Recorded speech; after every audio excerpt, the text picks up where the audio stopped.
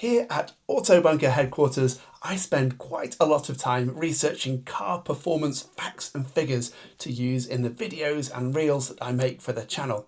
However, despite being an automotive engineer in the early parts of my career, I still find the figures relating to power and performance of engines remarkably confusing. There's different units, different measurement systems, and depending who or where they're measured, you get a different result for power presented in the performance stats. In this video, I'm going to do a very quick explainer on metric and imperial horsepower and what on earth chevaux vapeur is, horse steam.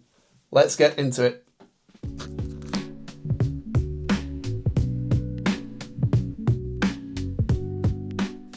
If you've ever looked at car power output figures and wondered why are these slightly different, then it is confusing. It depends where the car was made, who's measuring it, and the numbers can indeed mean different things if people don't describe them properly.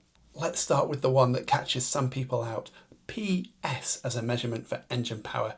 It originates from Germany and it literally stands for Pferdestärke, PS, horse strength. And it's a metric measurement of horsepower, and it is different from an imperial or US British measurement of horsepower using imperial units.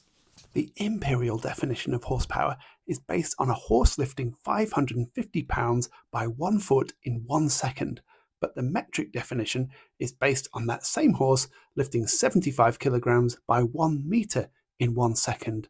So the metric version is PS, or otherwise known as chevaux vapeur, horse steam as well. If the car industry was being super logical, we would all use kilowatts to measure engine power, but the conversion factor is roughly 0.75 kilowatts to 1 horsepower. So what would you rather have, 400 brake horsepower or 300 kilowatts? I know which sounds cooler, and so do the marketing people. You might have spotted me using this motorsport journal to write down power figures. You can grab one on the Autobunker website. Each one features the winning drivers from Blue Ribbon Motorsport events in the year that you choose. An ideal gift for the petrolhead in your life, even if that is you. Even when you've got your head around those power figures, they're just a guide as to how quick a car will be in real life on the road. Is it turbocharged? Does it have a manual gearbox?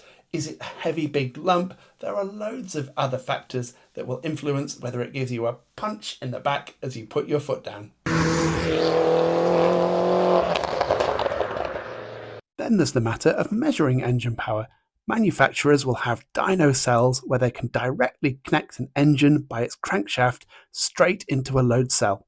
That gives an accurate measurement of brake horsepower. But if you modify your engine and need to remeasure the power, you have to use a rolling road, which will give you wheel horsepower, and that includes all the losses of the drivetrain from the engine to the wheels. Those losses could be substantial, especially if the car is four-wheel drive, anywhere up to 25%. When it comes to measuring engine torque, the twisting force it can deliver, it's usually one of two systems: Newton meters, the metric system, or pounds-foot, the imperial system. And hopefully the editor of your performance fact sheet has matched imperial horsepower with pound-foot measurements of torque. That would be logical, surely. Hopefully this video has been of use for the next time you're geeking out over a car spec sheet, potentially a new addition to the garage. That would be nice. I'm David, this is Autobunker. Thank you so much for watching, and please consider subscribing to the channel and checking out the new Autobunker website. Thank you very much.